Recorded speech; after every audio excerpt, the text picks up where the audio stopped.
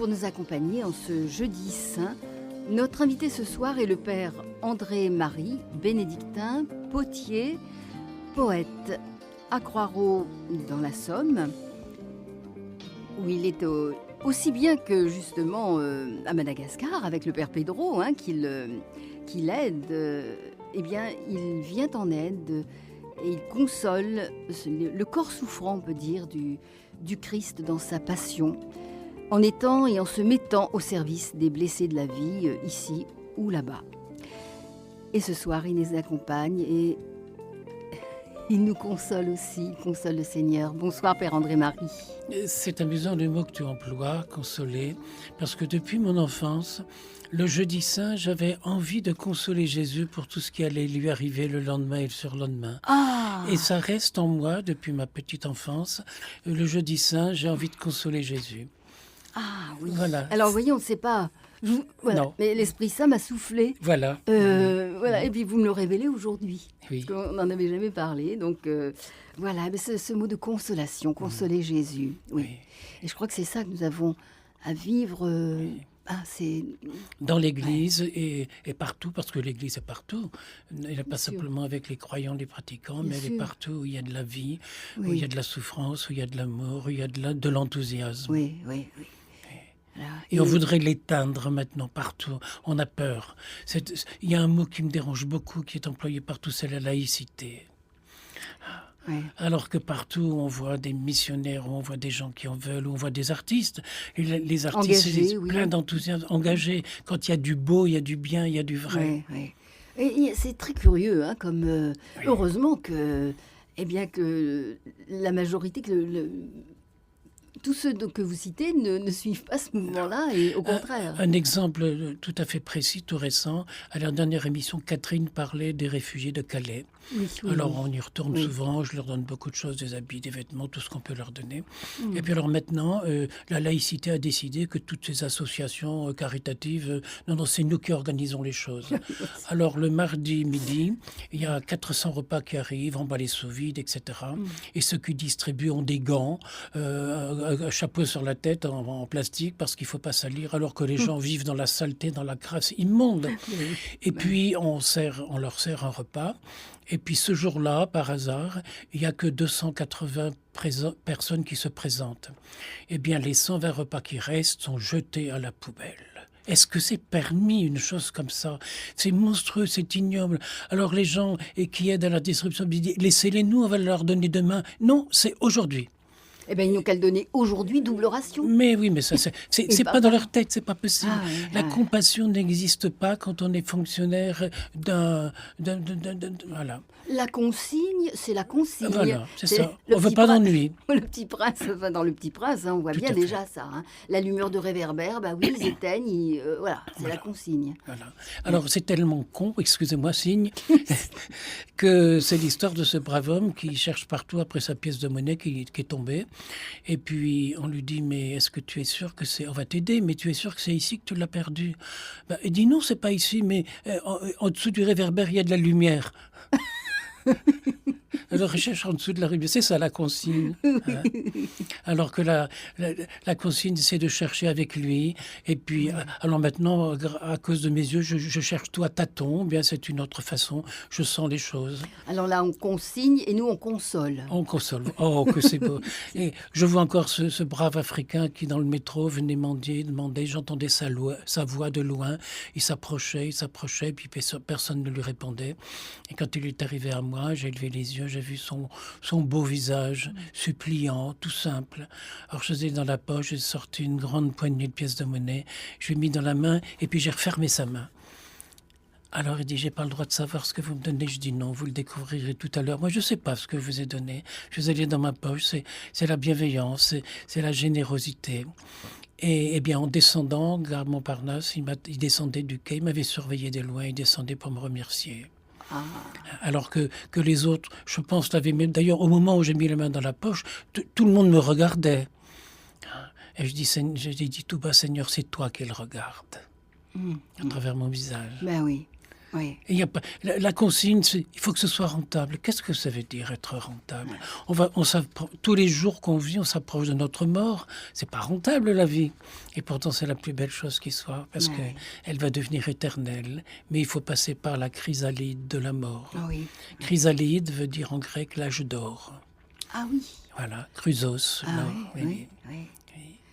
Ben voilà. Alors justement, Père André-Marie, puisque nous sommes le Jeudi Saint, voyez-vous une relation entre l'Eucharistie du Jeudi Saint et la béatitude des pauvres, puisque nous évoquons cette pauvreté. Voilà. Je reviens de Madagascar et là-bas, j'étais très très souvent avec des pasteurs, des très pauvres pasteurs âgés et qui allaient dans la brousse, etc.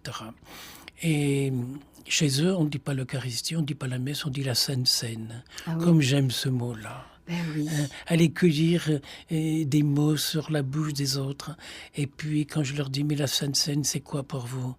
Fiti Havana, c'est l'amour. Voilà. Ben c'est ça. Il semblerait à première vue et aux yeux des hommes que le vendredi saint soit pour Jésus un échec complet. Abandonné par les siens, condamné par les autorités, accusé, condamné lui-même personnellement et mis à mort.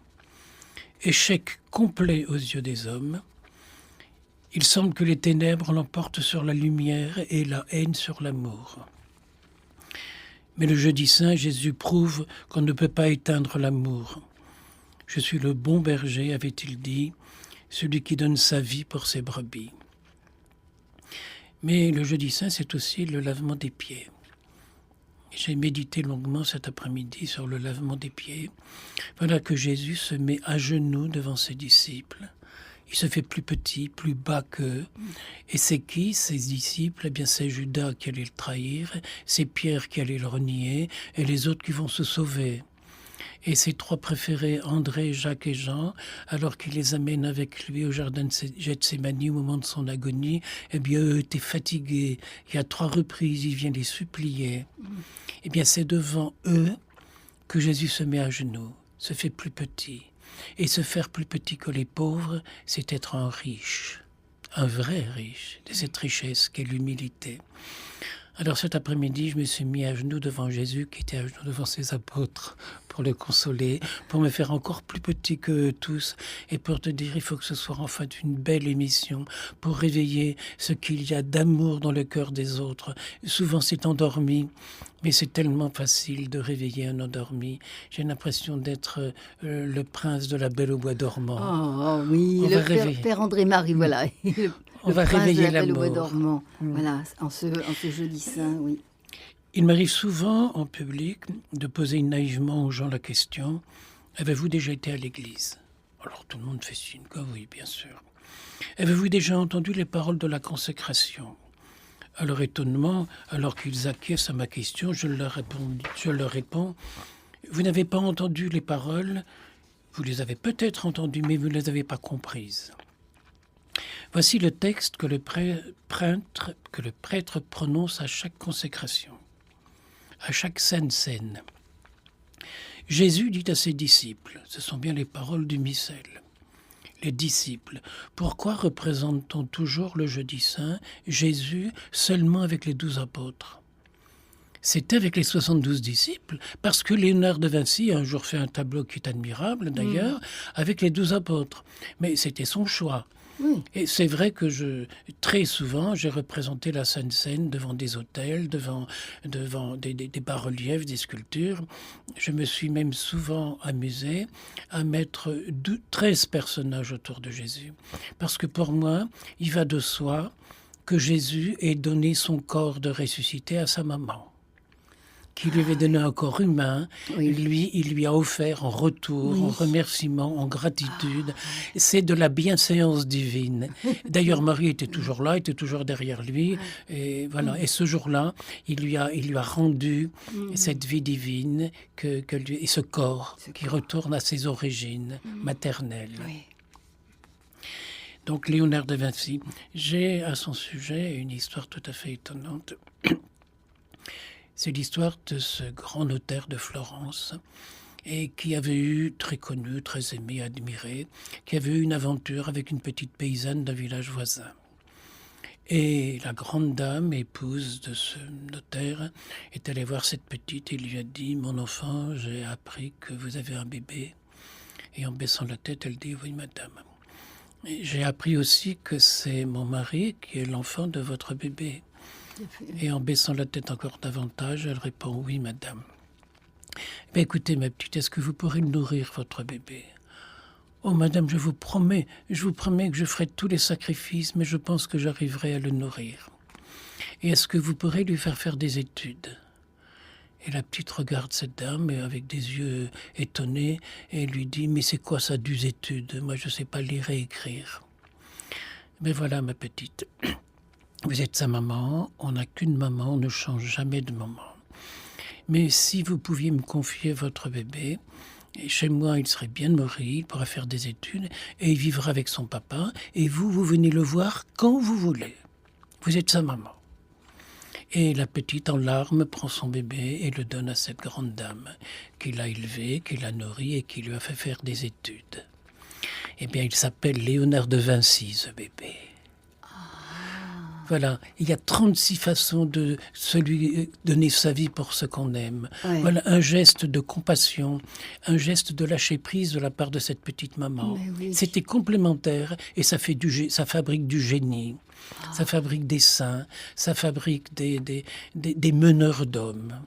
Il y avait de part et d'autre vraiment de l'amour. Voilà, c'est ça. Je pense souvent à l'abbé au père Pedro comme au pape François, qui sont l'un et l'autre des fils d'émigrés, qui ont connu la pauvreté dans leur enfance.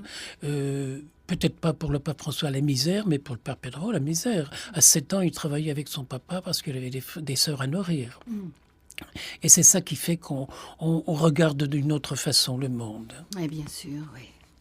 C'est donc à une foule des disciples et qui souvent à l'époque étaient avec les femmes et les enfants. On a bien vu le jour de la multiplication des pains. C'est donc à une foule que Jésus s'est adressé en disant « Prenez et mangez-en tous ». Oui. Il n'a pas fait d'exception. Il n'a pas dit « Toi, tu n'as pas fait ta communion privée ». Il n'a pas dit « Toi, tu n'as pas été à la préparation au catéchisme », ce qui est une très bonne chose de le faire à l'heure actuelle. Mais ce n'est pas une condition sine qua non. Et mon gros drame dans l'Église, mais que je dédramatise de façon facilement maintenant, c'est de voir tous ces gens qui viennent. Tenez, là, on me demande d'aller célébrer un mariage en Sicile. Parce qu'on ne trouve pas de prêtre, parce qu'il y a des raisons, parce qu'il y a ceci, parce qu'il y a cela. Je ne veux pas savoir. Je ne pose jamais de questions aux gens sur leur vie privée. Jamais. J'estime ne pas en avoir le droit. Qu'est-ce que je peux faire pour vous ? Mais c'est ce que Jésus dit. Exactement. Hein, c'est ça que puis-je... Voilà. Est-ce que tu crois que le Fils de l'homme peut te guérir ? Oui. Voilà. Pardonne et tu seras guéri. Oui. Voilà, et la semaine dernière encore, c'était samedi et dimanche, j'avais reçu il y a des mois une grand-mère qui souffrait beaucoup parce que sa fille qui avait épousé un Maghrébin il y a 15 ans avait été abandonnée par son mari et elle élevait toute seule sa petite fille qui maintenant a 14 ans, qui est dans une école privée, qui va au catéchisme et qui va au catéchuménat.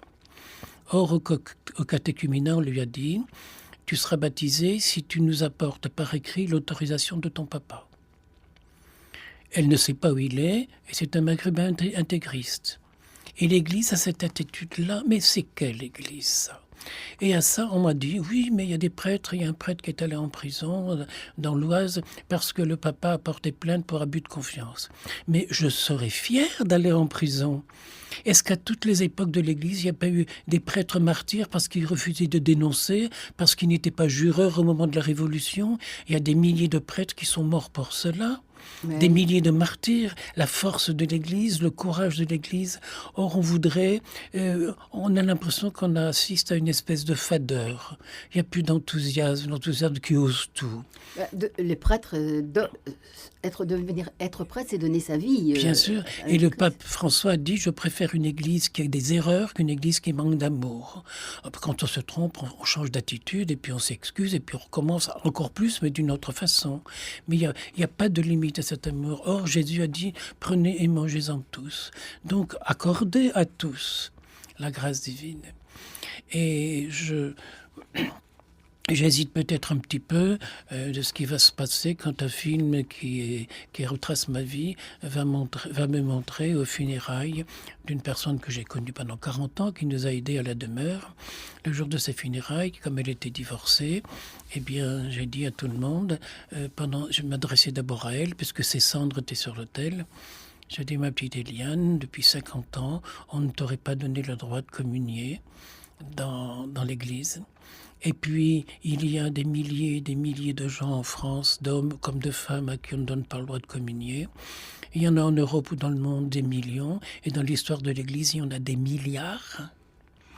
Eh bien, par compassion pour vous, par un pardon général, je dépose mon hostie sur l'autel, je fais le jeûne eucharistique, mais dimanche prochain, vous viendrez communier avec moi. Oui, je pense qu'il faut oser avec beaucoup d'amour, avec beaucoup d'humilité, poser des actes de compassion, sans condition. Eh bien voilà, justement, Jean Ferrat va ratifier ce que vous dites, Père André-Marie, puisque le titre de ce chant, c'est « Heureux celui qui meurt d'aimer ». Heureux celui qui meurt d'aimer, mais c'est pas dans les pas du Christ, celui qui par excellence meurt d'aimer. Et je crois que Jean Ferrat a un charisme, c'est la finale des mots. Heureux celui qui meurt d'aimer, ça continue. Oui. Je ne sais plus qui disait, quand on écoute du Beethoven, quand la musique est finie, le silence est accord du Beethoven. Eh bien, il a ce charisme-là que quand le mot se termine et s'allonge, ça continue dans le silence. C'est de la mystique pure, ça. Oui. Ah oui, c'est l'écho dans le silence qui est habité. Et qui est avide. Oui. Oui, c'est tous ces chanteurs qui sont partis, mais sont toujours là. Et quand on entend sa voix, il est là, il est présent, on voit son visage. Mais oui, tout à fait. Oui. Raison de plus, quand on reçoit l'Eucharistie, je pense à tous ces visages que prennent dans l'Église dans le monde, des visages totalement différents, les uns comme les autres. Et pas en opposition. Notre Église, c'est tout ça. Non pas l'Église catholique, apostolique et romaine, mais l'Église catholique, apostolique et humaine. Dieu sait si le pape François est humain, il insiste sur l'humanité, sur la bonté. Voilà. Alors le texte que le prêtre prononce à chaque célébration, Jésus dit à ses disciples, c'est donc à une foule qu'il a dit « Prenez et mangez-en tous ». Littéralement, tous veut dire sans exception. Le jeudi saint, c'est un grand amour qui nous attend, un amour sans limite, sans frontières. Si le regard de Dieu nous juge, c'est pour nous pardonner et pour accueillir nos imperfections. Il en a d'ailleurs lui-même déjà payé la facture en étant le bouc émissaire qui prend sur lui le péché des hommes et obtient par sa mort le salut de l'humanité. Et hier, j'ai passé toute la soirée à confesser. Et à chaque personne qui venait, je posais la question, croyez-vous que le pardon de Jésus est divin ? Alors il y a des gens qui haussaient les épaules, disent oui, moi je crois qu'il est divin. Il y a ceux qui disaient oui, bien sûr, il est divin. Je dis, il a donc toutes les qualités du divin. Et les qualités du divin, c'est d'être éternel et d'être sans frontières. Alors si tu crois que tu reçois le pardon de Jésus pour tes petits péchés à toi, non, là tu te trompes. Le pardon de Dieu, c'est agneau de Dieu qui enlève le péché du monde. C'est un pardon général et pour l'histoire de l'humanité qui n'existe pas encore, parce que quand on dit « je crois au Dieu qui est, qui était et qui vient », le pardon, il est éternel, il est pour le passé, il est aussi pour l'avenir. C'est cette solidarité entre tous les hommes. Et à ce moment-là, je voyais le visage des gens qui se transformaient complètement parce que ils n'étaient pas plus là comme des pénitents, comme des accusés, mais comme des distributeurs de pardon autour d'eux. Mais, j'ajoutais, cela est pour vous une exigence de tolérance pour le péché des autres, pour le mal des autres. Je dis quand tu acceptes, ma petite maman qui est là devant moi, de pardonner à tes enfants, tu pardonnes à Daesh. Voilà. C'est l'histoire de cette éternité dans laquelle nous sommes baignés. Et Jésus ajoute, faites cela en mémoire de moi. Il y a un chant qu'on écoute de temps en temps, mais il n'est pas venu là ce soir, c'est « Lavé dans le sang de l'agneau ». Nous sommes lavés dans le sang de l'agneau. Et que faut-il donc faire, Seigneur, en mémoire de toi ? Si je donne tout, il ne me reste rien. Voilà la béatitude de la pauvreté, l'absence de tout désir de possession, le vide. Voici l'eau promise à la Samaritaine, qui boira de cette eau n'aura plus jamais soif. Depuis le jeudi saint, Dieu n'est plus un juge mais un libérateur. L'amour qui redresse est plus important que la loi qui condamne. La mort d'amour de Jésus lave à tout jamais les ignominies des hommes. Le voile du temple s'est déchiré, une autre vision du salut apparaît, le Nouveau Testament naît, il faut tourner la page, tout est pardonné.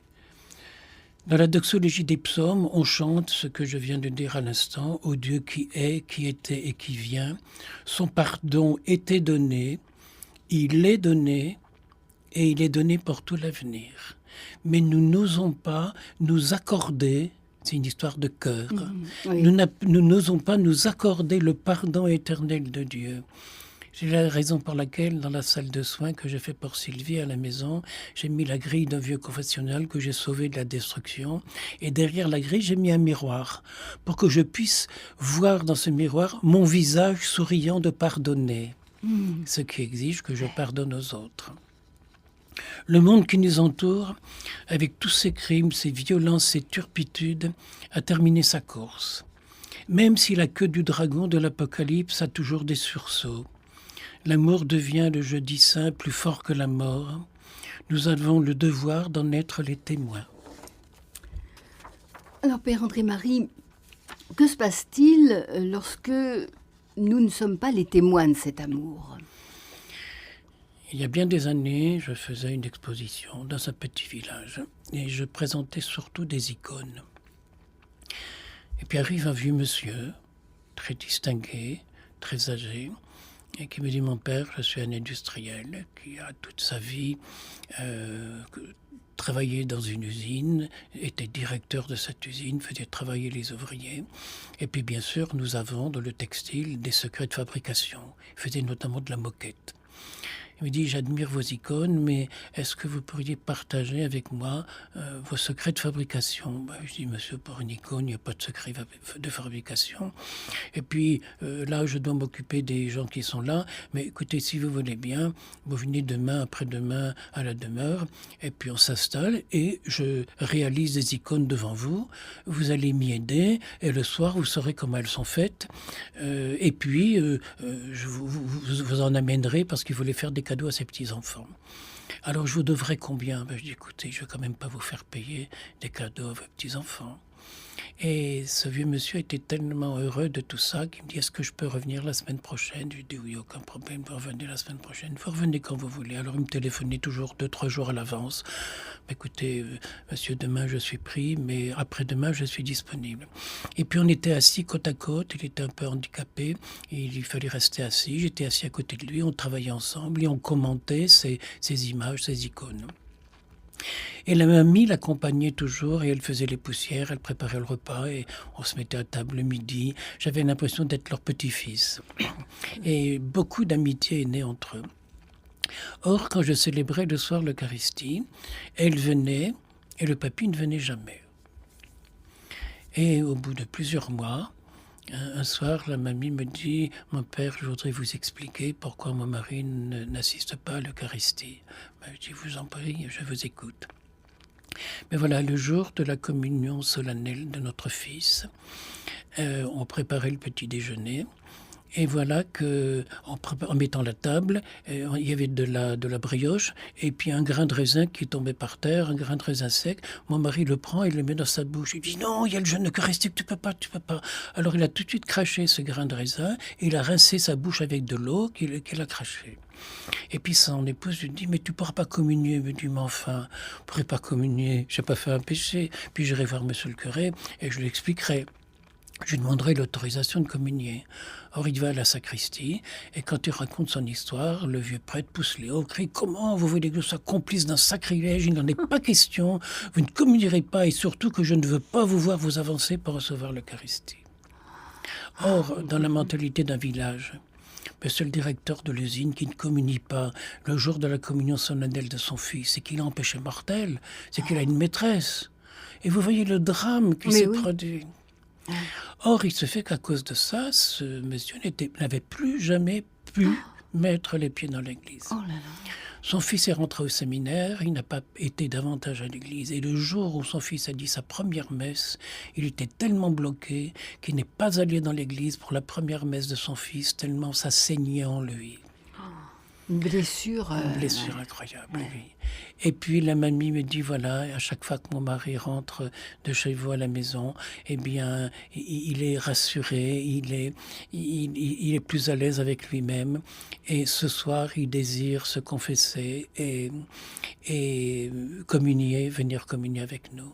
Alors je lui ai d'abord dit, vous savez, je crois, monsieur, que le prêtre qui vous a chassé mérite plus d'être confessé et d'être pardonné que vous. Et puis j'ai célébré la messe.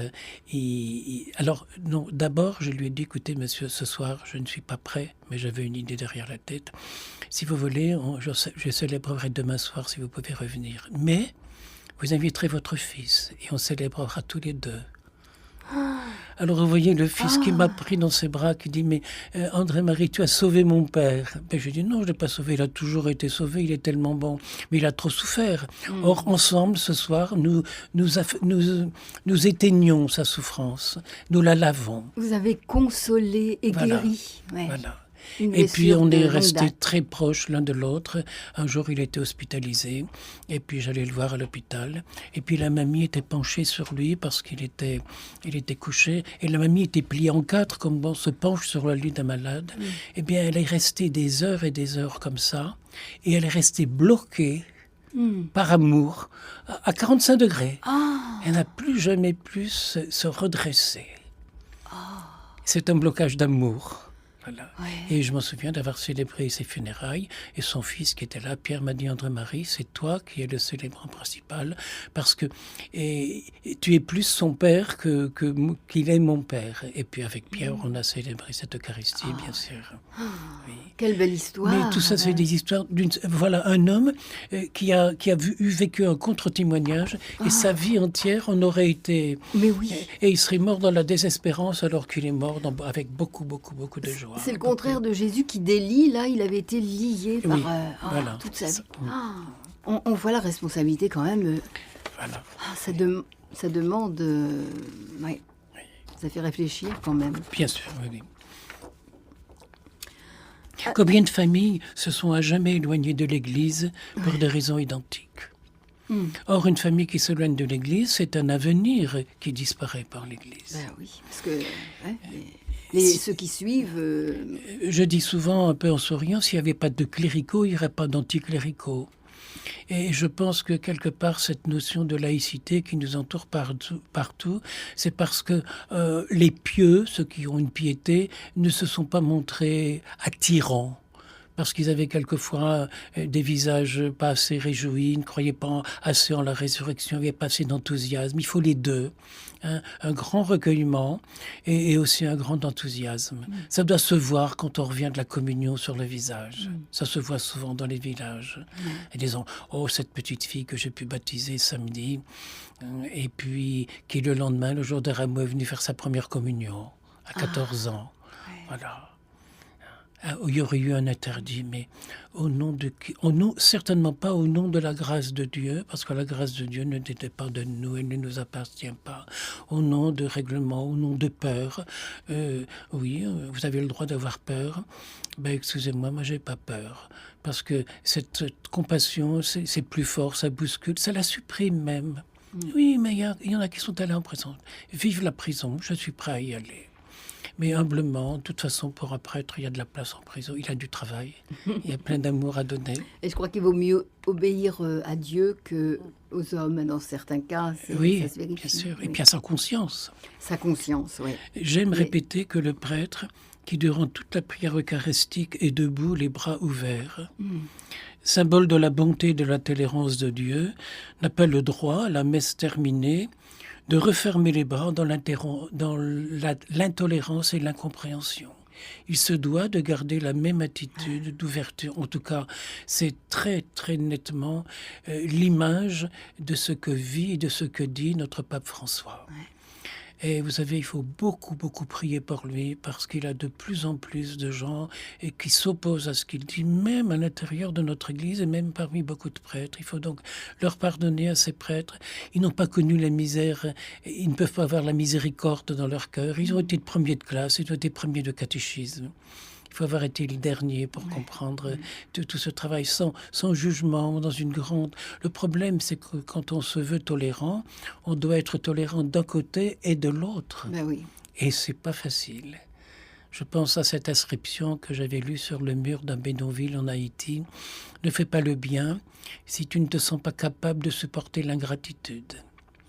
Eh bien, le jeudi saint, Jésus s'est senti capable de supporter l'ingratitude. Quand il a dit à ses apôtres, celui qui va me trahir, c'est celui qui met la main en même temps que moi pour prendre le pain. Eh bien, oui, Judas était là. Mais Judas a commis une grande erreur, c'est que au lieu d'aller, comme Pierre, au lieu d'aller demander pardon, il allait se pendre à un arbre au lieu de se pendre au cou de Jésus. Mais oui. Mais sans doute fallait-il, les Écritures le demandaient, que Jésus donne tout jusqu'au bout, un amour sans limite. Je reçois tous les jours des doléances de gens qui se sont sentis repoussés par l'Église, pour des raisons parfois injustifiées. Mais y aurait-il une solution pour humblement, timidement, même avec enthousiasme, les faire entrer par la petite porte de la sacristie? C'est souvent l'image que j'emploie. Chasser quelqu'un, c'est souvent éloigner toute une famille de l'Église pour des générations. Ouais. La bienveillance est aussi la lucidité audacieuse de celui qui se risque avec les autres à un a priori de confiance, tout en sachant qu'un tel risque le fragilise. Le Saint-Père le dit souvent, je préfère une église où on commet des erreurs qu'une église qui repousse. La bienveillance est un a priori positif, mais lucide, qui n'enferme pas l'autre dans sa faute, mais qui n'a de cesse de trouver matière pour l'aider à se relever. Le pardon de Dieu est cet a priori positif. Le pauvre est celui qui se sait pardonner, qui a conscience qu'il ne peut rien seul, qu'il ne sait rien seul, sauf de se savoir aimer. Et elle est belle, cette pauvreté-là. Ouais. Voilà, je n'ai aucune possibilité d'être autrement que ce que je suis. Père André-Marie, pensez-vous qu'une telle conception de la vie puisse se vivre lorsqu'on est dans la misère ? La première phrase que j'ai entendue de la bouche du Père Pedro, la première fois que je l'ai rencontré, il y a plus de 20 ans, était la constatation que la misère crasse, celle contre laquelle on ne peut plus rien faire, mène ses victimes à toutes les turpitudes comme des moyens normaux de survie. On ne fait rien de bien si on n'a pas dans la vie le courage de bousculer certaines idées reçues. On va poursuivre dans quelques instants, Père André-Marie. On va écouter tout de suite, mais je rappelle aussi le téléphone à nos auditeurs, 01 56 56 44 00. On écoute, c'est Lisa Angel, ou Angel, je ne sais pas comment on prononce, et le titre c'est « Je me souviens ». Lisa Angel, « Je me souviens ». Bien belle chanson, ce jeudi saint. Prenez, la Sainte Seine, prenez et mangez-en tous. Et puis surtout, faites cela en mémoire de moi. Voilà, faites cela en mémoire de moi. La compassion, c'est un devoir de mémoire. Nous allons écouter tout de suite qui est en ligne Catherine. Catherine, que je crois que oui, qui nous avait appelé déjà. Catherine ? Oui, Chantal. Bon, Catherine, moi, il y en a marre. Parce que tous ceux qui viennent avec moi à Madagascar, je les retrouve à s'occuper des autres après, à Calais avec les réfugiés. C'est une maladie, une maladie contagieuse, mais une maladie d'amour. Faites cela en mémoire de moi. Et quand tu es allé avec les mamies de Madagascar là-bas, elles sont revenues en me racontant tout ça avec beaucoup, beaucoup de détails, avec des larmes en même temps. Oui. Et de l'indignation. C'est pas facile, c'est vrai que lorsqu'on va là-bas, c'est très compliqué. Ça bouscule dans la tête et puis il y a la révolte, il y a l'injustice, il y a l'incompréhension surtout. Je me souviens quand j'y étais allé il y a quelques années avec le père Pedro, il avait dit, tu sais, c'était sorti de son cœur comme un cri. Il a dit non, non, mais pas ici en Europe, c'est bon chez nous là-bas, dans les pays mais pas ici, cette misère. Oui. Au retour, oui. au retour de Madagascar, quand j'y suis repartie la première fois, j'ai dit c'est pas possible, c'est Madagascar à notre porte, quoi. Oui.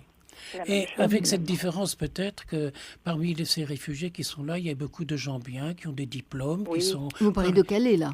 Oui, de Calais, Oui. et qui ont fui une terrible misère, mais il y a des intellectuels, il y a des gens cultivés, il y a des gens...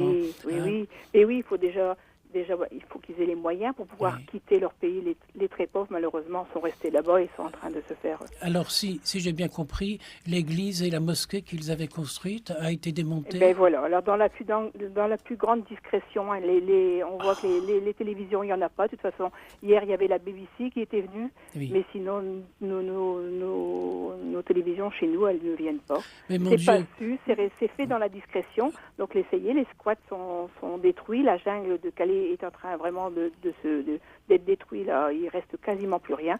L'église, la mosquée, il n'y a plus rien. Donc ça c'est vrai que quand mais qui est-ce qui démolisse?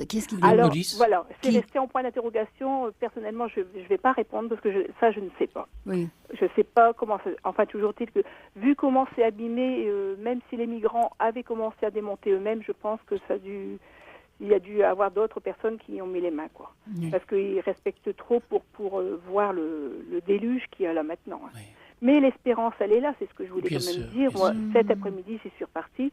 Via les migrants et des bénévoles reconstruisent un peu plus loin, à 2-3 kilomètres de là. Là, c'est toléré. On va dire que c'est toléré par le préfet, par la région. On tolère. Donc, ils sont recommencés à construire, mais passe en priorité, et ça c'est un truc vraiment incroyable, passe en priorité la mosquée et l'église. L'église encore plus grande, encore plus belle. Et alors là, ça m'a fait plaisir parce que tu me l'avais dit, petit père, tu verras, il faudra en reconstruire une plus grande, plus belle. Et là, elle est plus grande, plus belle. Tu sais que j'aurais plein de choses à leur donner, notamment des cierges anciens, tu vois, des chandeliers qui sont très beaux, dont notre église ne veut plus. Qu'est-ce que ce serait beau. Mais alors, il y a une chose que je te pardonne pas.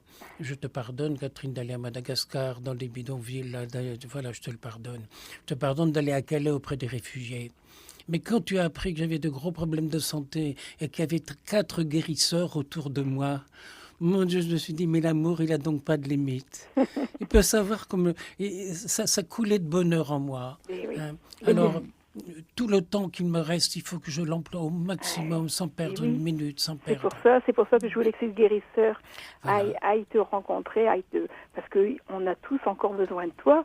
Chantal, je pense que vous allez être d'accord avec moi, il n'y a pas que moi qui a besoin du Père en bien sûr, tous ces messages, vos émissions, là, ça apporte de l'espérance.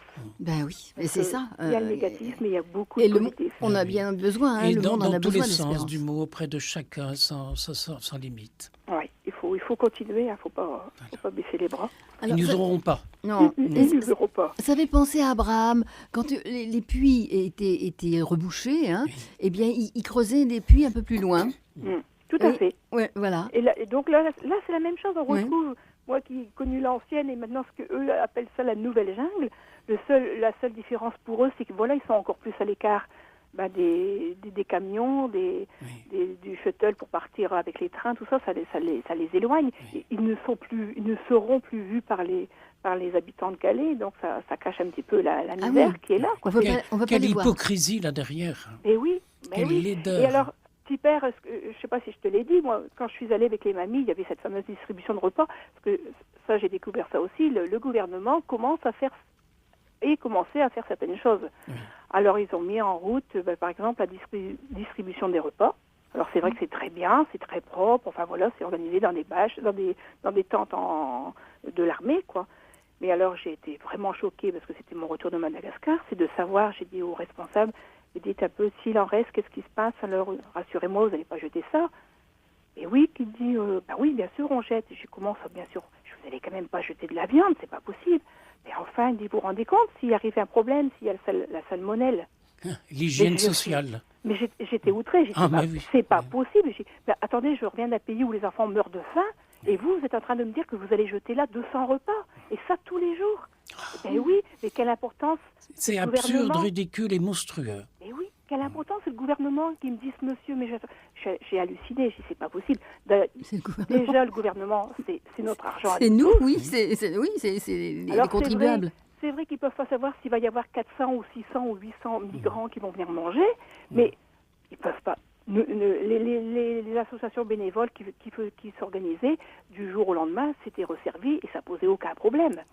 Mais là, non, il y a des normes, il y a des lois, et nos lois nous font mourir en France. Hein. Ce gouverne-là, il ment. Oui, oui. Oui. Voilà. On continuera. Mais on continue. Alors donc Bien merci pour les dons qu'on a eus il y a 3 semaines. Ça s'est racheté. Ben voilà, là c'est en plein dedans, les bâches, les clous.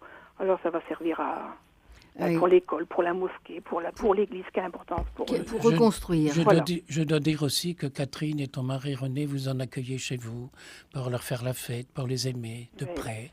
C'est tellement important. Même si le lendemain, ils retournent à leur misère, ils ont besoin de ça.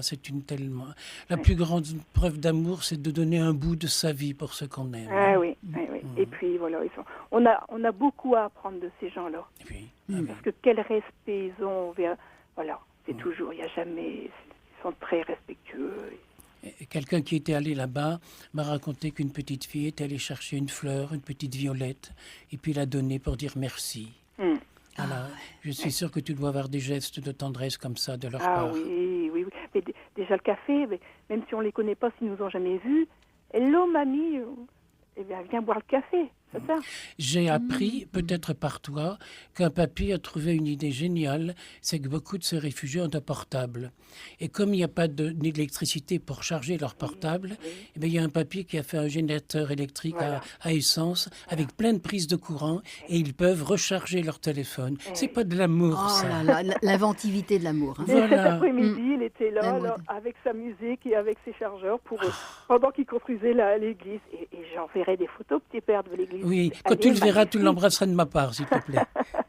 Oh oui, ça c'est de l'amour. Et c'est de l'amour gratuit, c'est de l'amour à bon marché, c'est de l'amour inventif. Là, on compte plus, là, on ne pose plus de questions, on aime, tout simplement. Mais eux, finalement, ils sont en avance, parce que cette société, elle va se casser le nez, hein, et donc eux, ils sont habitués à se redresser, et c'est eux qui vont apprendre. Et c'est à ceux-là qu'il faudrait donner une chance, justement.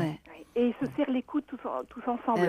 Par exemple, ils ont fait une cuisine, dans une cabane, c'est le coin cuisine, mais c'est grande manière à ce que tout le monde puisse venir cuisiner.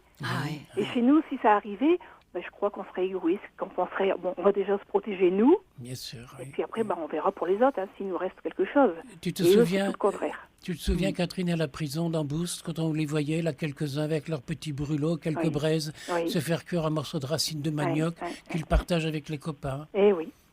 On vit exactement la même chose avec tous ces gens de tous ces pays-là. Et ils viennent d'où exactement? De quel pays? Et pour l'instant, ça varie, mais pour l'instant, sur Calais, on a beaucoup de Soudanais et de gens de la Libye. Des Érythréens aussi. Oui, des Érythréens aussi. Après des Syriens, des Afghans. Mais pour l'instant, beaucoup de Soudanais et d'hommes de Libye. Pour l'instant, c'est plus ces pays-là qui sont représentés, quoi. Et c'est des sociétés. Ils sont habitués à une solidarité dans leur pays. Oui. Et ça, ils nous l'apprennent à nous. Hein. Mais tout naturellement, ça passe tout seul. Malheureusement, il y a aussi leurs habitudes de race et de caste. Il y a quelquefois des oppositions qui sont terribles là-bas, mais c'est dans leur culture, c'est dans leur... Mais oui. Et chez nous aussi, il y a de l'opposition parfois. Ah bon? Tiens, c'est Eh oui. Il faut déjà qu'on regarde chez soi avant de... Oui. Le pape François dit que la grande maladie de notre monde actuel, c'est l'indifférence. La mondialisation de l'indifférence. Oui, c'est ça. C'est une chose que je vais noter dire tout à l'heure. Il faudrait qu'on ait tous l'occasion d'aller de rencontrer des gens comme ça. Parce qu'une fois qu'on dit on y a mis le pied... on ne peut plus les regarder pareil. Non. Quand on voit qu'ils sont là et qu'ils nous aiment tout simplement. Et finalement, le drame, c'est que les médias s'y intéressent pas. Donc, ils sont mis de côté. On veut ignorer. Voilà. On veut étouffer un petit peu. La dernière fois qu'il y avait eu une jungle de démontée, c'était il y a, je sais plus, moi, il y a 5-6 ans, peut-être 7 ans. Ça avait quand même fait la une des journaux, la une des télévisions. Et là, je pense qu'ils ont voulu cacher un petit peu la misère. Hein. Oui, oui. Et le problème est toujours le même. Hein. Qu'on le fasse discrètement ou qu'on le fasse devant les médias, le résultat il est le même. Mais ils ont une force de vie. Oui, voilà. mais lorsque c'est public, peut-être que ça donne une force aussi pour... oui. Et puis... À l'heure actuelle, il faut savoir dénoncer certaines choses avec amour, mais au nom de la justice. Oui. Eh ben, là, on dénonce et nous, les bénévoles pleurent et ce sont les migrants qui nous consolent en disant mais c'est pas grave, ça va aller. Mon Dieu, la consolation, oui. Ça, c'est fort parce que ils veulent pas nous voir pleurer. Ils nous disent mais c'est pas grave, ça va aller, t'inquiète pas. Et même si on fait un petit truc, ben merci, tu fais tellement pour nous. Et voilà. On a vraiment une belle leçon là. Mon Dieu, quel enthousiasme ça me donne d'entendre ça un jeudi saint. Oui. Oui, en plus un jeudi saint. Ah mais oui, moi quand j'ai vu l'église, justement jeudi saint, c'était cadeau. Ah oui. J'ai pensé ce que tu m'avais dit. Tu m'avais dit, tu verras, ils la referont plus grande et plus belle. Et tout à fait, c'est un signe. Plus belle. Il faut voir derrière l'aspect négatif. Eh bien, le Seigneur reconstruit comme il fait. Hein, il retourne les choses. Et évidemment, avec ceux qui marchent, hein, il a besoin des bras et des mains et des cœurs de tous, mais c'est ça. Il a besoin de nous tous. Hein. Oui. On a tous sa petite goutte d'eau à faire. Le petit colibri. Et André-Marie, lui, c'est plus un colibri, c'est comme le père Pedro, c'est un vrai Canadien. Mais en tout cas, ils sont mis, ce jeudi saint, on les met dans la lumière. Hein, si les médias les mettent dans l'ombre, on les met dans la lumière. Oui. Et la lumière du Christ. Tout à fait. Merci pour eux tous. Merci Catherine. Merci Catherine. Merci. On continue. On continue. Ils ne mourront pas.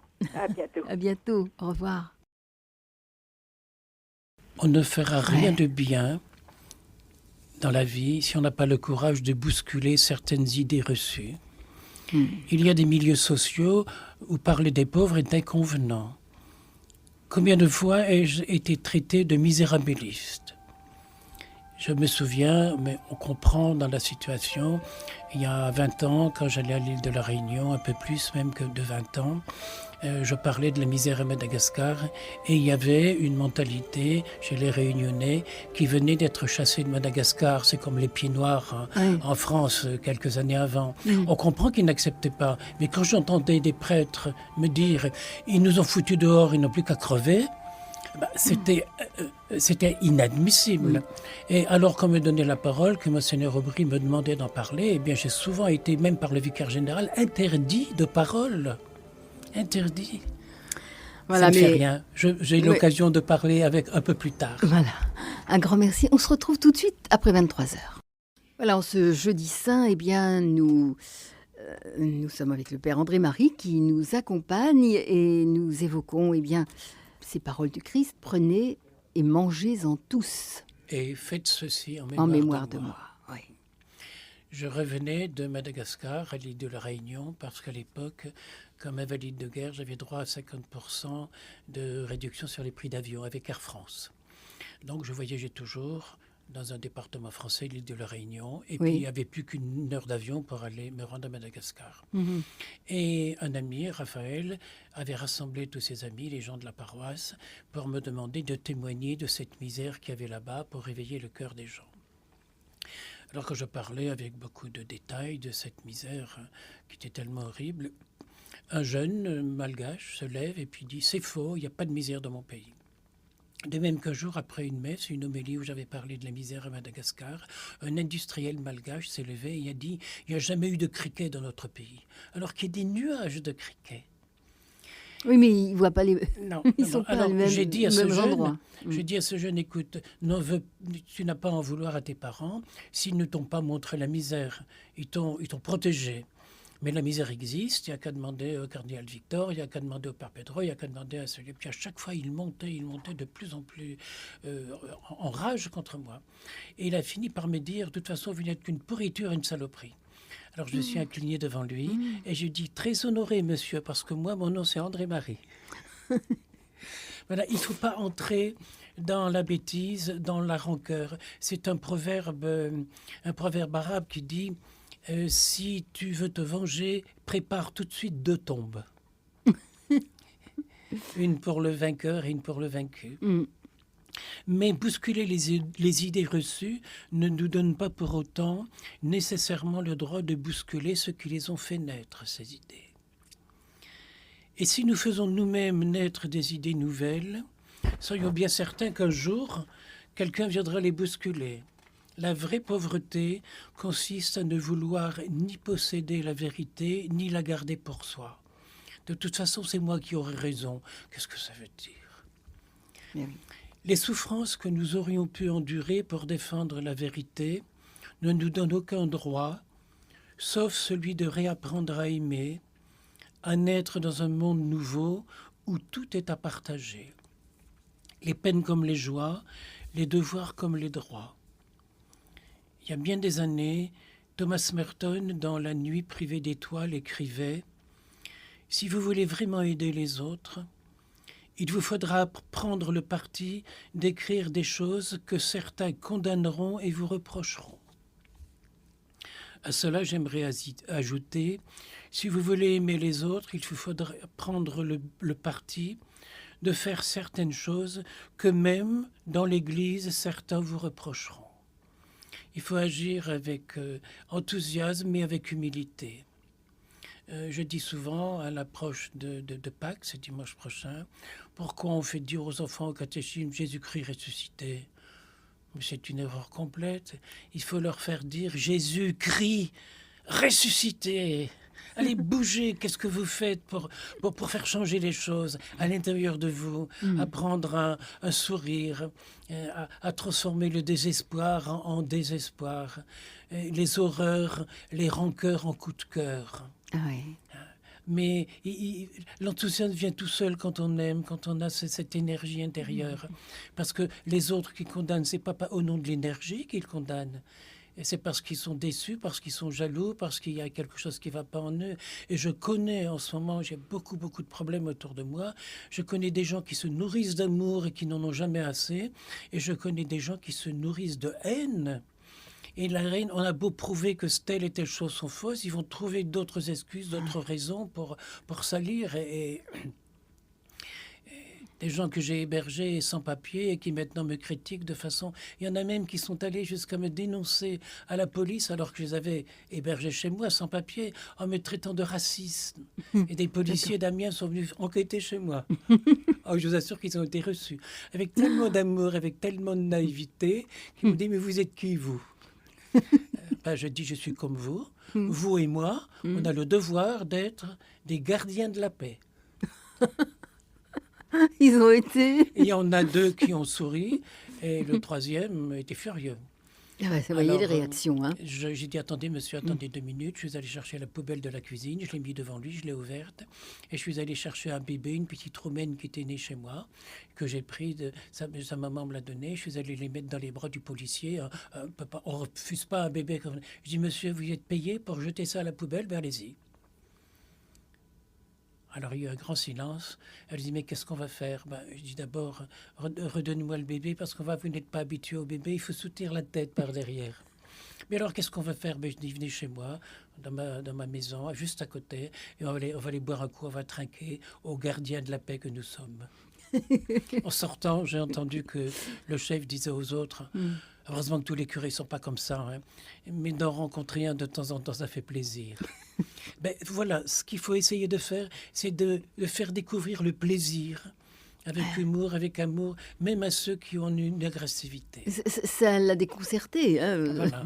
et déstabilisé. Mais je crois qu'il faut déconcerter les gens, parce que sinon, si on est dans le pur raisonnement, on n'y arrive pas. Si on veut chercher à avoir raison, on n'y arrive pas.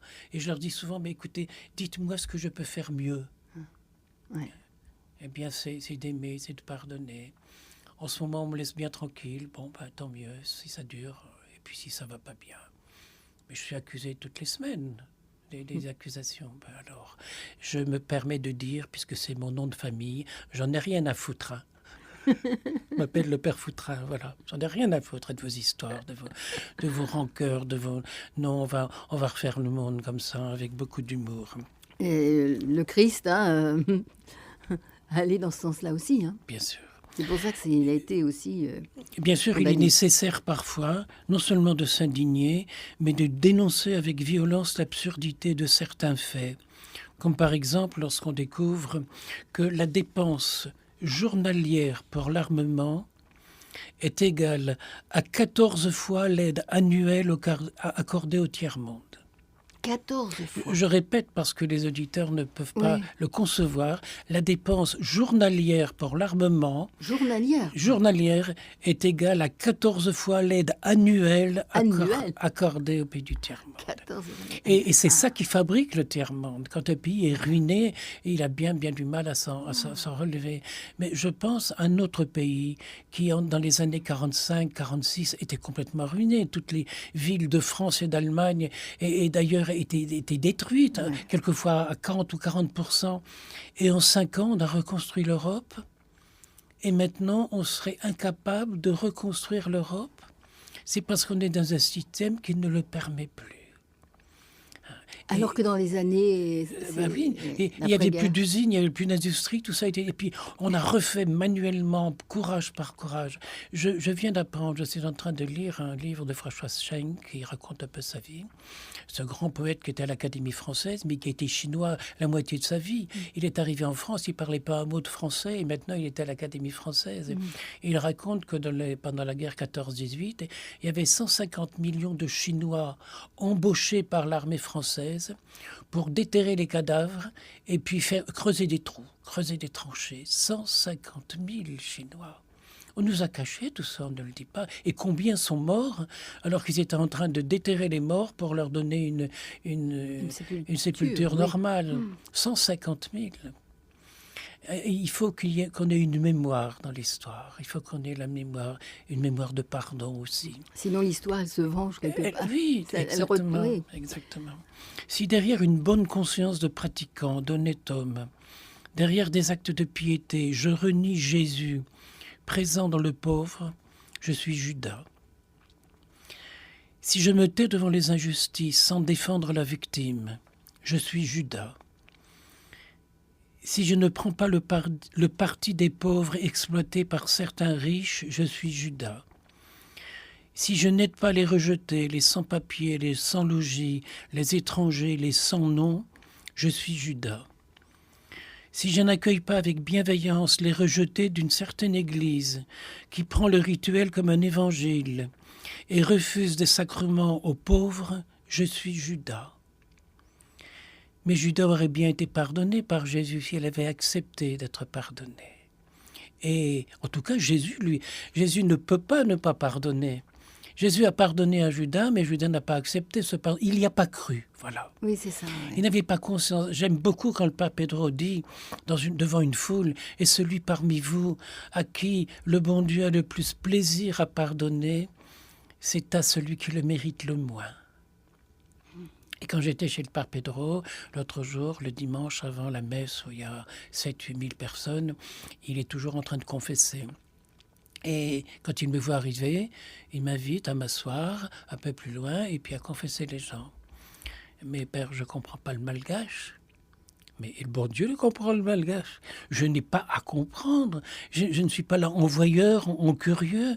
Je suis là pour voir la personne se mettre à genoux, s'accuser devant Dieu et puis lui assurer du pardon de Dieu. Et puis j'ajoutais simplement quelques mots en malgache, Fitiavana l'amour, Fiadanana la paix, Sambatra le bonheur. Et le jeu avait un grand sourire et il s'en allait, il s'était mis à genoux péniblement. Et j'aime beaucoup les aider à se relever. Bon, rien que ce geste-là, c'est le bon Dieu qui agit. Oui, c'est ça. Et c'est vraiment plus que symbolique, hein, c'est la réalité. C'est la réalité. Il faut que nos gestes soient porteurs, soient des témoins de la réalité des qui signes, est en nous. Des signes. Voilà. Et quand on me reproche de confesser par téléphone, eh ben moi j'ai dit aux gens, moi je voudrais bien faire un autre reproche, c'est que les églises sont fermées, c'est que les prêtres on ne peut plus les trouver, sinon par email. Et il dit, je vous croyais, comme j'ai un appareil auditif, c'est pas un petit téléphone ?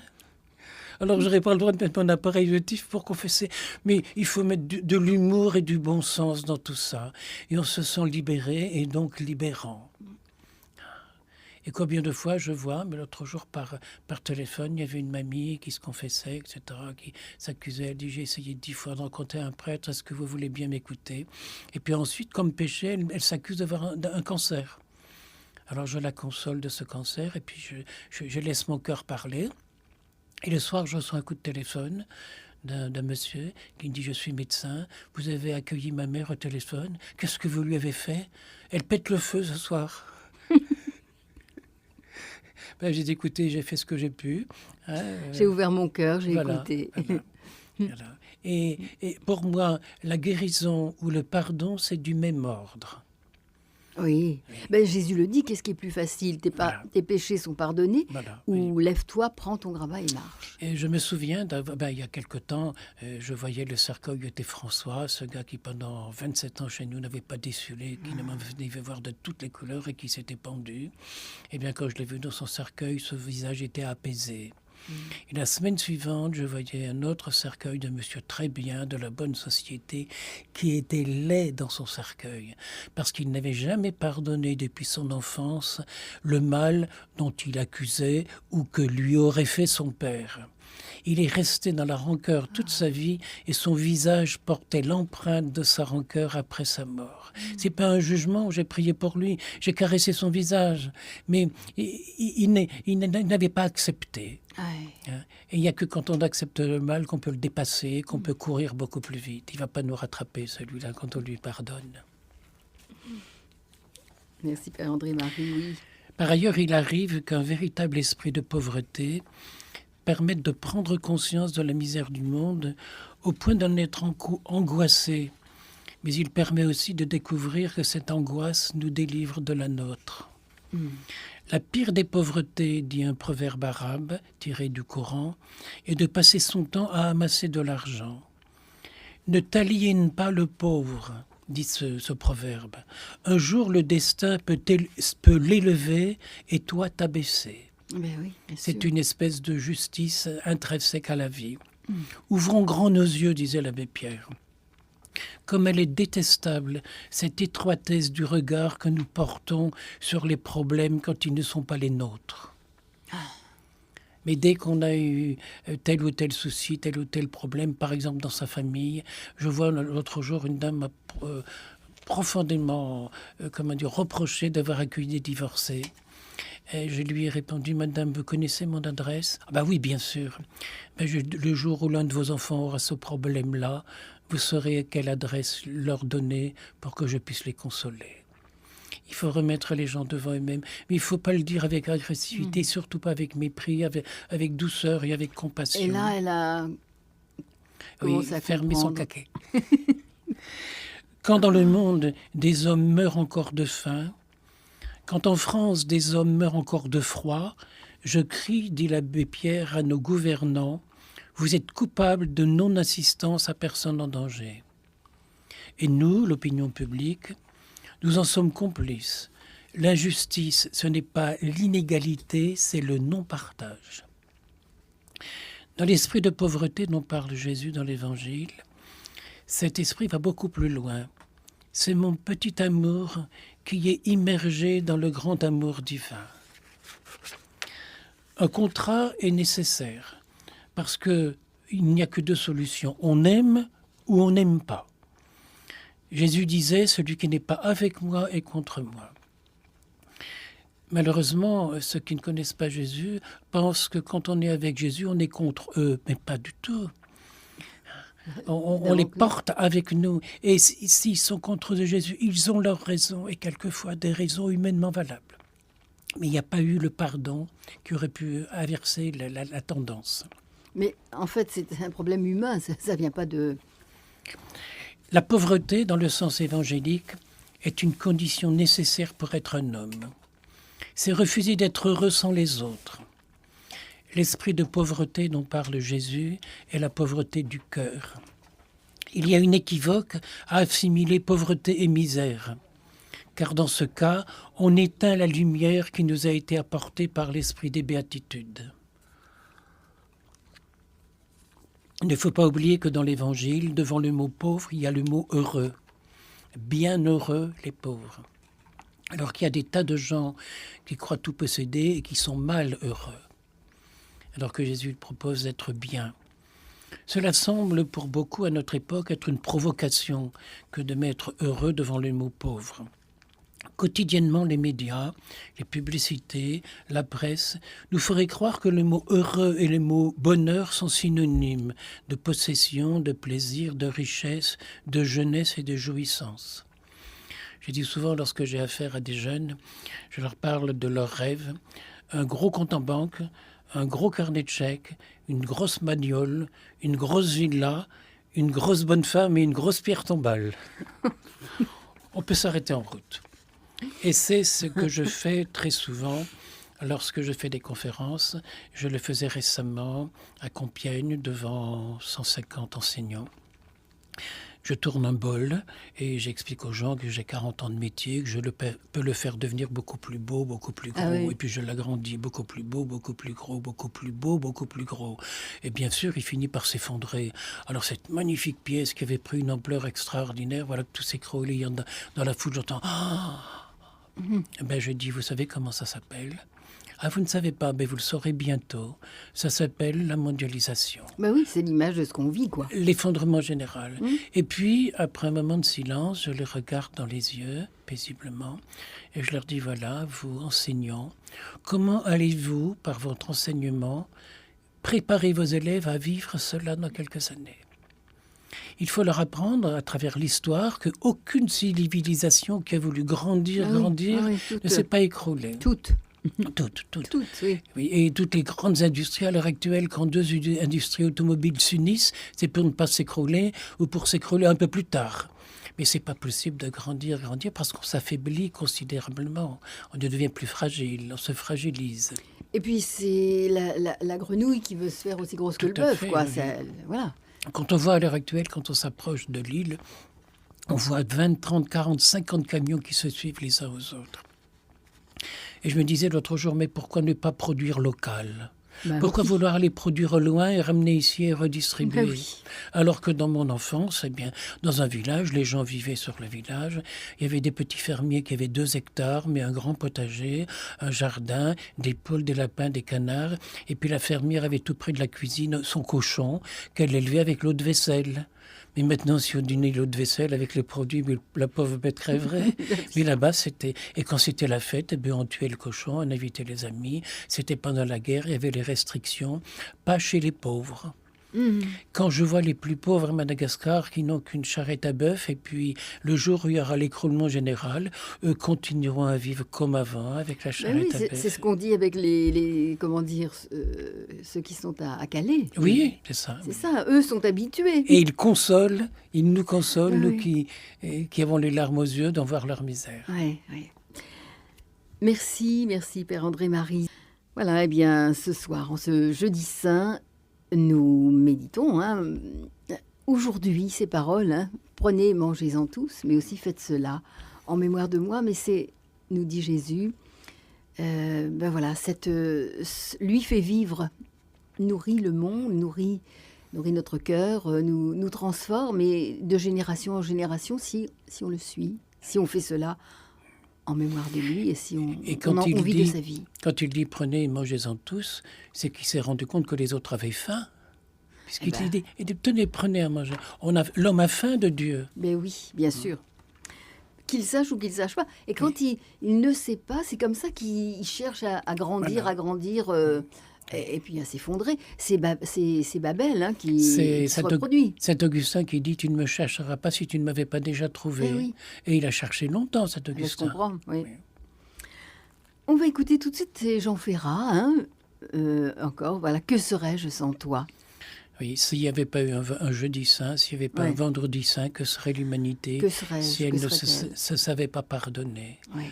Et c'est ma prière d'aujourd'hui de dire « Seigneur, j'étais dans la chapelle tout à l'heure, que serais-je sans toi ? J'aurais été quoi si j'avais pas eu cette vocation, cet appel, cette originalité de vouloir suivre l'Évangile sans condition, d'essayer de le suivre sans condition ». Il faut que toute l'humanité se pose cette question, que serais-je sans toi ? Ça sera c'est toujours là. Le Père Pedro qui dit souvent, il avait vu dans le métro ici à Paris, quand l'Afrique se réveillera. Et au cours d'une conférence, il citait cette phrase et puis il disait « Quand notre Église se réveillera, eh bien les choses vont changer. » On écoute Jean Ferrat. Que serais-je sans toi? Bon, c'est une chanson de Jean Ferrat et Aragon, hein, c'est un poème d'Aragon. Et là, c'est chanté par Didier Barbelivien et Natacha Saint-Pierre. Et donc, avec cette perspective que nous évoquions, que serais-je sans toi? Que serais-je sans toi, Seigneur? Combien je regrette que des chants comme ça, on ne les entende pas plus souvent à la radio, quand on voit ces chanteurs-là à la télévision, alors qu'on nous montre quelquefois des choses qui n'ont rien à voir. On dirait que la laideur devient des modes, parfois. Alors parfois, il y a encore la beauté, bien sûr, heureusement. Ben voilà, il relève le défi. Hein, Oui. Là, ce soir, voilà, Barbelivien et puis Natacha Saint-Pierre. Voilà. Et quand il chante « J'ai vu le monde à ta façon », si on pouvait voir le monde à travers les yeux de Jésus, la compassion de Jésus, on aurait un autre regard sur le monde, sans nier la laideur, elle est là. L'abbé Pierre disait toujours il faut être atteint d'un certain strabisme, l'un œil cherche tout ce qu'il y a de beau, de vrai dans le monde, et l'autre supporte de voir la laideur sans la mépriser. C'est l'abbé Pierre qui disait ça. Il disait ça dans une préface qu'il a écrite sur un livre parlant du Père André-Marie. Ah tiens, vous connaissez celui-là? Oui, je le connais. Oui, je l'ai vu dans mon miroir ce matin, raison. Bon, très bien. Alors, on va écouter tout de suite Marie qui est en ligne. Bonsoir Marie. Père André-Marie. Oui, bonsoir. Bonsoir, c'est bête à dire, voyez. Il me semble que je reconnais cette voix. Oui, peut-être bien, hein.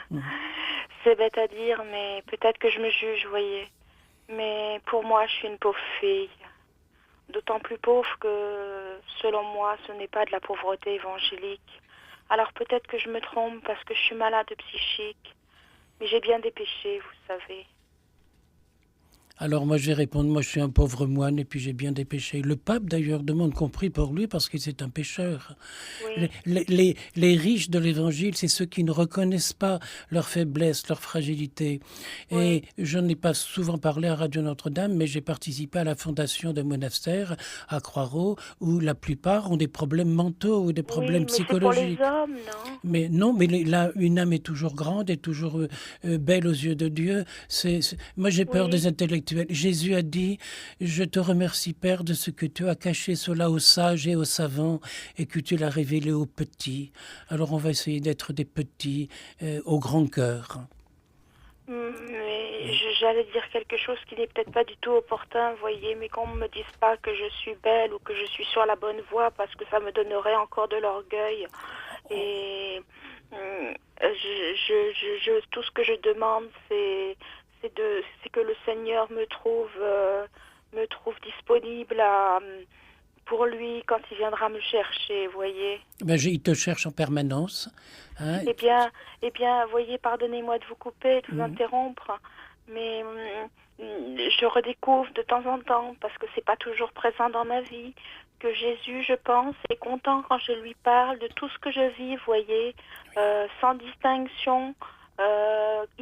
J'ai l'impression qu'il ne me juge pas, peut-être que je m'égare sur ce chemin, mais j'ai l'impression qu'il est content quand je lui parle de mes joies, de mes peines, de mes petites bêtises que je fais qui me donnent des semblants de joie. C'est de la prière, ça. C'est de la vraie prière, ça. Ah. Oui. Il y a une prière que je récite tous les jours, et dans laquelle il est dit « Seigneur, quand tu juges, c'est pour pardonner. Nous, les hommes, quand on juge, c'est pour condamner. Jésus, c'est pour pardonner. » Mais ça m'échappe complètement, ça, voyez. Et ce regard de Jésus sur moi, ce regard de jugement pour me pardonner, je ne sais pas ce que c'est. Mais moi, je t'assure que Jésus a ce regard sur toi, mais on voudrait en avoir une certitude humaine. Or, j'ai toujours comparé la foi à une chouette. Je sculpte, je fabrique beaucoup de chouettes parce que c'est un animal qui voit dans les ténèbres. Oui. Nous, on veut éclairer les ténèbres et changer les choses. La chouette se contente de ce qu'elle a, elle lâche prise, elle fait ses petits dans les ténèbres. Il y en a qui sont vilaines parce qu'elles viennent attaquer mes colombes. On habite tout près d'un bois, mais ça fait rien, c'est leur nature, c'est à moi à protéger les colombes. Merci Marie de ce message. merci. Je prierai pour toi spécialement pendant la nuit de Noël. De Pâques, Merci. pardon. De Pâques, de C'est Pâques. la même Pâques, chose. oui, Pâques ou Noël, merci, c'est la même chose. oui. Oui. Pardonnez-moi, mais une dernière question. Peut-on vous téléphoner justement pour se confesser, Père André-Marie, Mais et à quel numéro? Si si- vous pouvez me rappeler pour me donner le numéro. Voilà, ou si tu d'une ne manière trouves ou pas d'une d'autre autre. prêtre, je suis d'accord, mais s'il y a un autre prêtre, ça n'est pas mon rôle. Tu vois, s'il y a un autre Oui, prêtre, parce que nommé. je sors difficilement de chez Oui, moi. d'accord, je ben suis un oui. peu- Alors c'est de force majeure. Merci beaucoup à vous Allez, deux. bonne Et montée prie vers pour Pâques. moi. D'accord. Merci. Allez, bonne montée vers Pâques, Marie.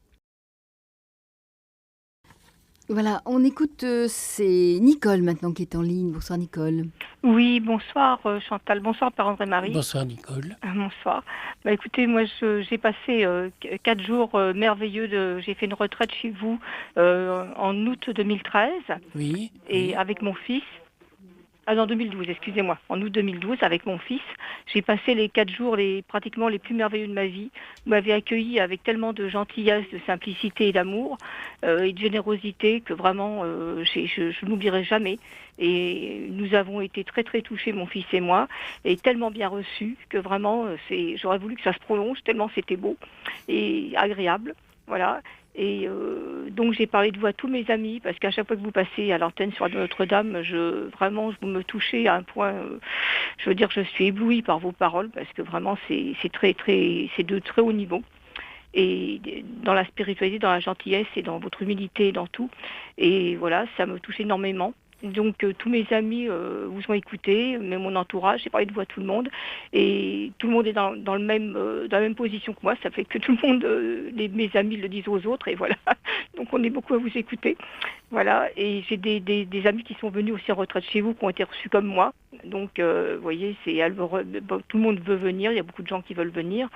Et puis bon, je sais que vous avez des problèmes de santé. Voilà.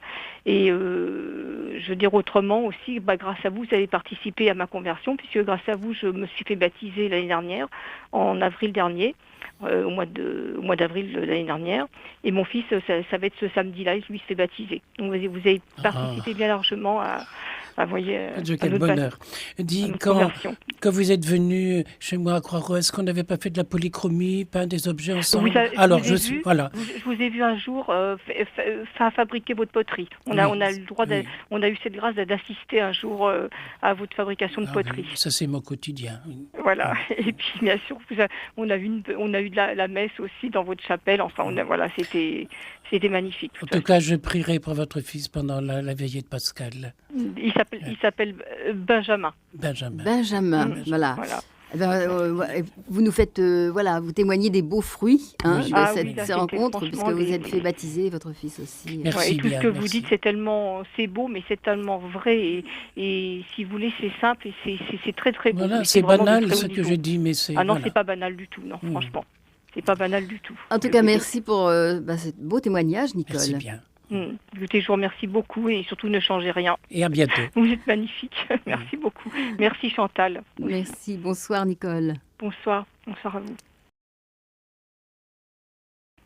C'est Lucie qui est en ligne maintenant. Bonsoir Lucie. Allô, bonsoir Chantal. Voilà, Lucie vient de loin. Bonsoir. Alors c'est encore une voix que je reconnais là. Bonsoir Père André-Marie. Oui. Je n'ai pas résisté à l'envie, à votre voix, je n'ai pas résisté au souvenir de Calais, donc votre première intervenante, Catherine, je crois, qui a parlé de Calais, et je me suis sentie appelée à témoigner également en ce jeudi saint, parce que il me semble que cette souffrance qui nous parle à tous de là-bas, et qui m'a amenée également à Calais il y a 1 an, en visite, j'ai voulu le voir, le vivre par moi-même. Et je voulais simplement ce soir partager avec vous effectivement ce thé qui m'a été offert sous un pont de la ville de Calais par tous ces migrants, alors que je visitais les camps aussi bien de migrants africains que de migrants syriens. Et c'est eux qui t'ont offert le thé. Tout à fait. Mon Dieu, qui devait être bon celui-là. Oui, effectivement. Alors c'est un thé, c'est un feu d'abord avant le thé, c'est un feu qui brûle dans un fût allumé en permanence, de nuit comme de jour, avec des brindilles, des bouts de bois ramassés, glanés de par la ville. Et voilà, pour moi, c'est leur chaumière, c'est leur home, c'est leur lumière, effectivement, celle à laquelle ils s'accrochent. Et par-dessus tout, au-dessus de ce feu, ils font bouillir une eau, voilà, ils préparent un thé toute la journée.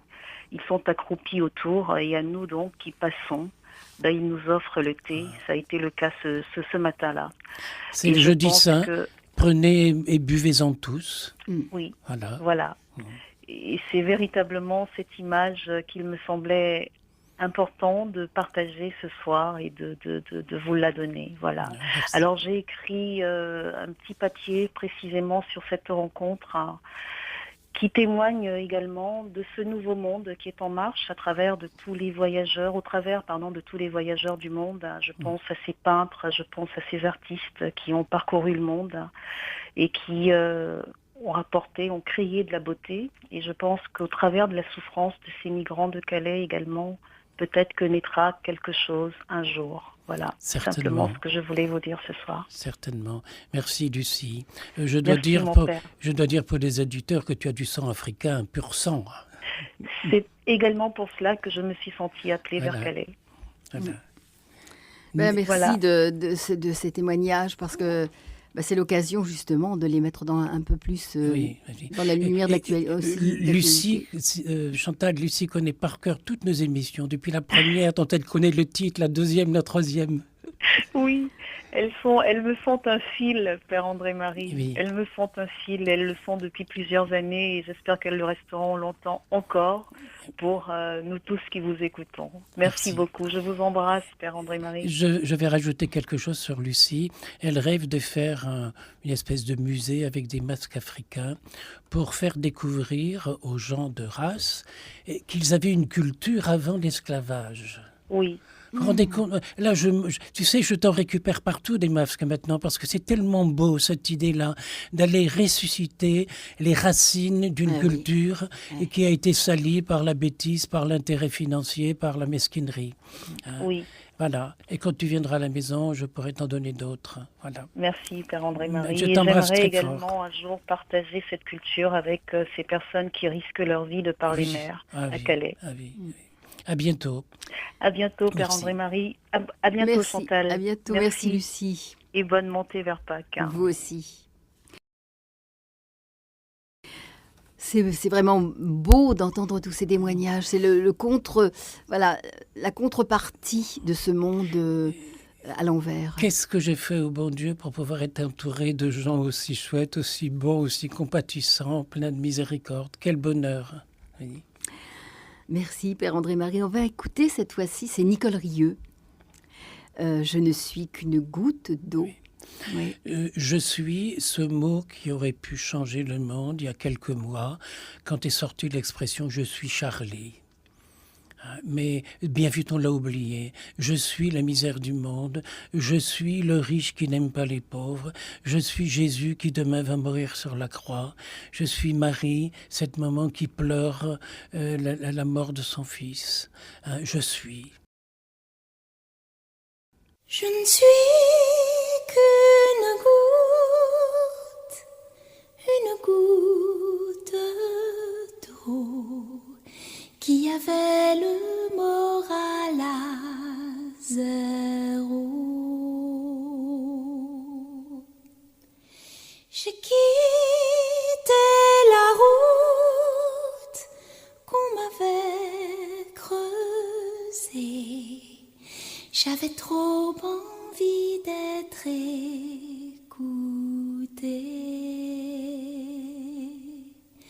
C'est l'histoire d'une goutte incitant d'autres gouttes, doucement, goutte à goutte, à déborder. Quand la coupe est pleine, c'est la goutte en trop qui entraîne les autres gouttes d'eau.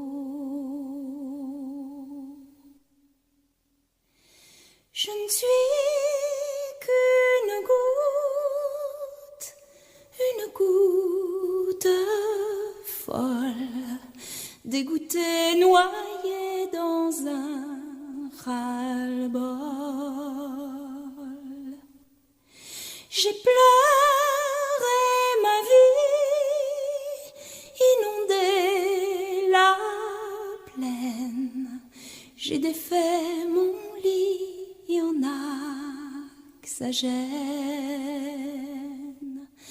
C'est l'histoire d'une goutte incitant d'autres gouttes, doucement, coûte que coûte, à déborder.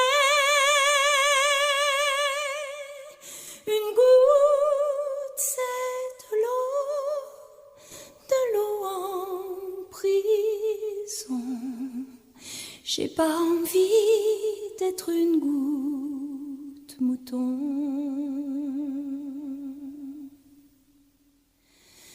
Je ne suis qu'une goutte d'eau qui avait le moral à zéro. J'ai quitté la route qu'on m'avait creusée. J'avais trop envie d'être écoutée.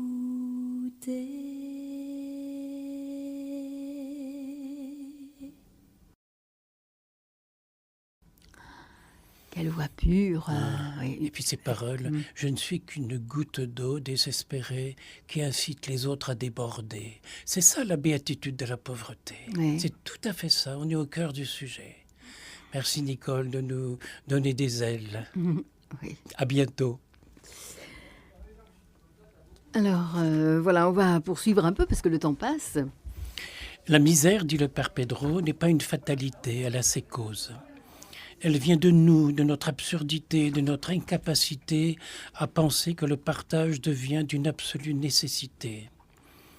Le jour où cette notion du partage deviendra en nous aussi normale que la respiration, nous ne mourrons plus de boulimie au milieu d'un monde qui n'a jamais autant gaspillé, et plus personne ne mourra d'inanition, du manque de l'absolu nécessaire, du froid, de l'absence d'un ami et de la solitude. Et je pensais à l'instant à ce monsieur qui, à Calais, aide les réfugiés à recharger leur portable pour qu'ils puissent téléphoner à leurs aimés, leurs enfants, leur maman, leur épouse. Et s'il leur disait... Ici, on jette de la nourriture et on la gaspille. Mais ces gens seraient incapables de comprendre. Et on est dans un système où c'est imposé. Alors, je crois que dans ce cas-là, il faut fermement, l'abbé Pierre disait, entrer en désobéissance civique devant la bêtise. Quitte à en payer le prix, parce que vous le ferez payer. Mais Jésus n'a-t-il pas choisi d'être le bouc émissaire qui paye pour sauver le monde? Et à cela, beaucoup de gens m'ont dit, mais il a payé à qui? Il a payé à son père ou il a payé au diable, au pouvoir du mal? Mais l'amour, ça ne se paye pas, ça se donne, ça se pardonne et ça s'abandonne. Et la solution est là, au cœur du cœur. Le langage populaire, dans le langage populaire, on dit souvent, on n'a jamais vu un coffre-fort qui suit un corbillard. C'est ça, les pauvres et les riches. Mais j'ajoute, mais si un coffre-fort vide, parce qu'on a tout distribué, précède le corbillard, c'est une assurance paradis. Selon la promesse de Jésus, ce que tu fais au plus petit d'entre les miens, c'est à moi que tu le fais. Et cela te sera rendu au centuple. Quand on voit dans une même émission de télévision des paysans français, qui pourtant ne sont pas des méchants, jeter leur blé et leur lait devant une préfecture et que des enfants de Somalie deviennent des cadavres vivants, c'est la même chose à Madagascar, c'est la même chose dans plus de 50 pays du tiers-monde, on peut douter de l'intelligence humaine et en accuser les responsables. Et si ce soir on priait pour le responsable? Parce que le vendredi saint, c'est-à-dire demain, Jésus a dit « Père, pardonne-leur, Ils ne savent pas ce qu'ils font. Et faites ceci en mémoire de moi, ça vaut aussi pour le pardon universel que Jésus donne et que nous devons accorder au monde et à sa bêtise pour y réveiller l'amour, la bonté, l'enthousiasme. Mais surtout, ne rejette pas l'absolue responsabilité à ceux qui gouvernent, mais aussi un peu sur toi-même. Dans bien des cas, tu es le seul responsable, capable d'ouvrir ton porte-monnaie, d'ouvrir ton cœur, avec à l'horizon le bourdonnement merveilleux des mots amour, solidarité, compassion. Alors le monde est déjà en train de changer, car le seul fait de prononcer ces mots font naître sur ton propre visage la beauté de ces mots. Et je demande souvent chez moi dans la chapelle à chacun, au moment du « je crois en Dieu », de prononcer le mot le plus beau qu'il y a en lui. Et je fais remarquer aux gens combien les visages deviennent beaux du mot prononcé. Ils ont dans les mots une énergie extraordinaire. Si le monde change, nous avons à accepter que la conception que nous avons de ce monde peut et doit évoluer. De toute façon, il y aura toujours des pauvres sur la terre, marmonnent ceux qui ne veulent rien faire. Mais cette parole pourrait bien un jour prendre un autre sens. Bien sûr, il y aura toujours des pauvres sur cette terre, mais leur approche, ou du fait de la mondialisation et de l'économie, de l'essor de l'Asie, ce ne seront peut-être pas toujours les mêmes qui seront les pauvres, les ruinés et les écrasés. On doit s'y préparer. De toute façon, ce serait un rêve illusoire que de vouloir une égalité entre les hommes. De la naissance à la mort, il y a une égalité. Quand l'enfant vient au monde, ses parents sont plus forts que lui. Il est dans la faiblesse. Mais le jour où les enfants deviendront eux-mêmes parents, ils seront plus forts que leurs enfants, qui eux seront faibles. Ne parlons pas donc d'égalité, mais de solidarité lorsque le plus fort se met au service du plus faible. Ça, c'est une parole tellement chère à l'abbé Pierre. C'est la misère qui un jour va arbitrer le destin de la terre, comme c'est elle qui nous jugera lorsque nous paraîtrons devant Dieu.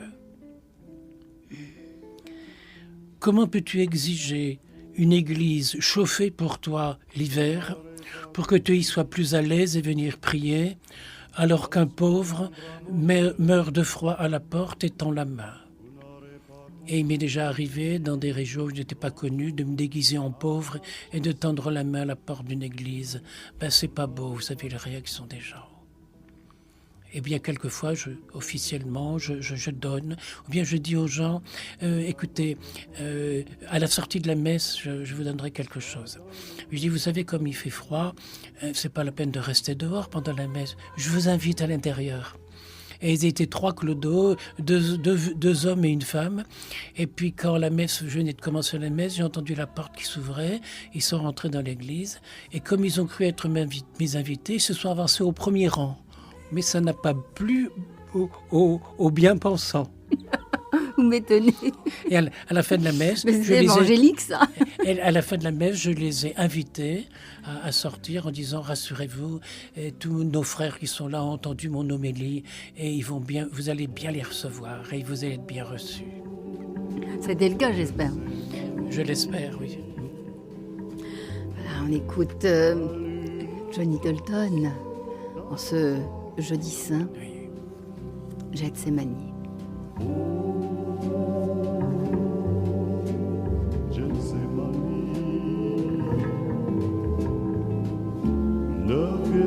Soir est plein de fruits.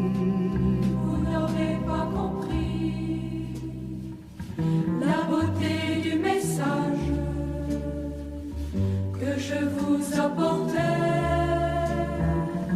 en frémissant de joie. Vous n'aurez pas compris, vous croirez être sage.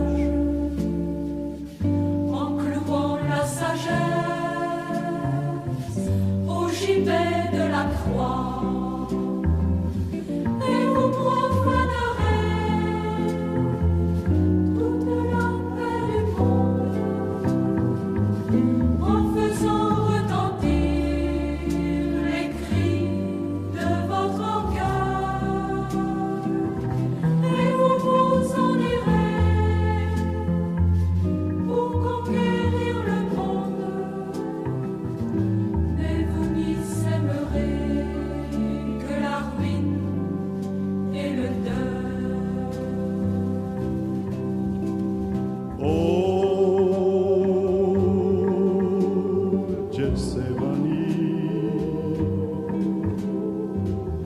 La lune danse dans les arbres. Oh, Gethsemane,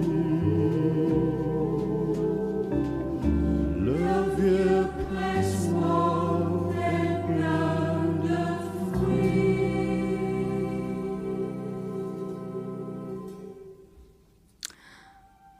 Voilà, Gethsemane, oui. C'est demain. Oui, on entre dans ce Consolons temps Jésus. de Gethsemane, oui, la consolation. On a entendu plusieurs fois dire la consolation ce soir. Oui.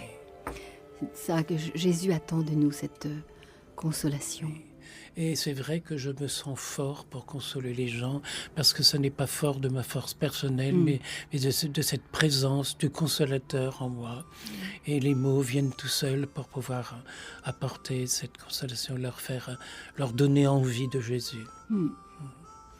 Envie de beau, de bien. Ouais.